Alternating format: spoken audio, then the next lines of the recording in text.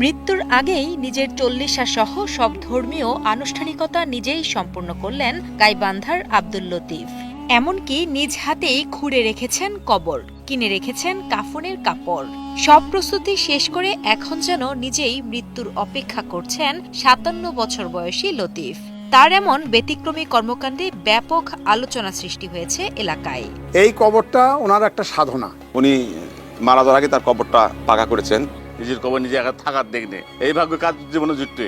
গাইবান্ধা সদর উপজেলার খামার পীরগাছা গ্রামের বাসিন্দা আব্দুল লতিফ পেশায় জেলা প্রশাসক কার্যালয়ের ৪র্থ শ্রেণীর কর্মচারী। ২০১১ সালে নিজের কবর নিজেই খোঁড়া শুরু করেন তিনি। ধীরে ধীরে মিস্ত্রি দিয়ে নিজের ইচ্ছে মতো সেটিকে পাকা করে তোলেন।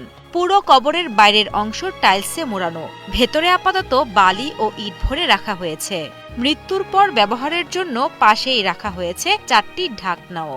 ৪০ অনুষ্ঠান করছি, মানে মৃত্যুর জন্য যাহা কিছু রাখা দরকার আমার কাছে সবকিছু রেডি।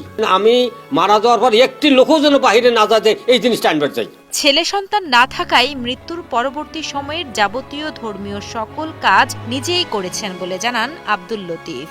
হঠাৎ করে ইনশাল্লাহ একটা মনে বলে যে ছেলে যখন নাই, তা মনে আল্লাহর কাছে একটা আবেদন করলাম আমি, আল্লাহ আমি যেন আমার নিজের কবরটা যেন আমি নিজে করতে পারি। তা আল্লাহ পাক আমাকে সেটাও ইনশাল্লাহ আমার সফলতা অর্জন করেছে আল্লাহ পাক আমার।